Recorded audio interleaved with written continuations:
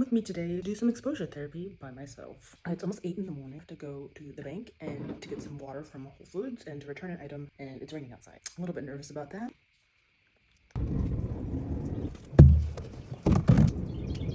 Anxiety level is probably like 0.5. I know I have the thoughts going on in my head about what I'm doing, but let's go. So I'm still at a point in my exposure therapy where going 15-20 minutes away from my house is a pretty big deal for me still. Wow, why is there traffic? What's going on? Nah, you're not going this way. Fun times. Heck no. Can I go straight? I can see the traffic up ahead of me, but they're kind of moving, so I'm gonna face my fear and just go.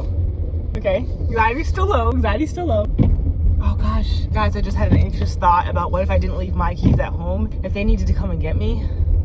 No, I left my keys at home. I know I did. But did I?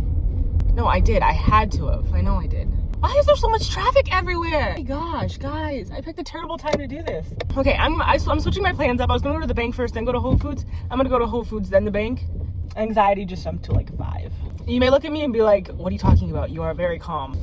Unless I'm actively freaking out, odds are you may not be able to tell that I'm having anxiety.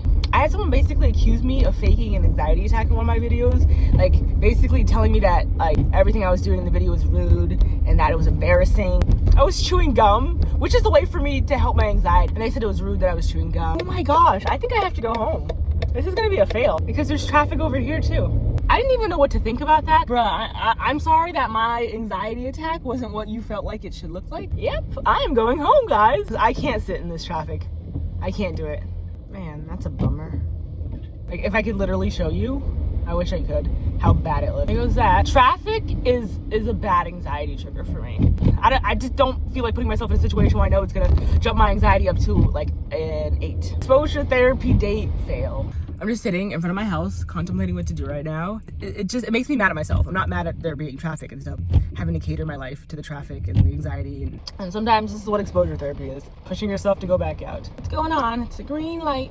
Why aren't we moving? Here we go. So yeah, I'm heading to our local grocery store just to grab a gallon of water. I was never trapped in traffic. It was just that I could have been if I let myself.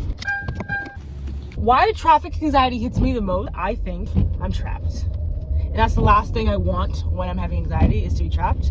I want a way out. You always want a way out when you're having anxiety. If I needed to be rescued in the sense, like, hey, I need you to come get me, like I'm freaking out, they would be stuck in traffic to come get me. If anybody has any advice for traffic anxiety, please comment it, send it my way. I've actually gotten better. At one point, I used to be afraid of sitting in red lights because I was stuck. That's why I actually could not make it more than 5 minutes away from my house. All right, I just made it home. What did we learn today? That I really don't like traffic.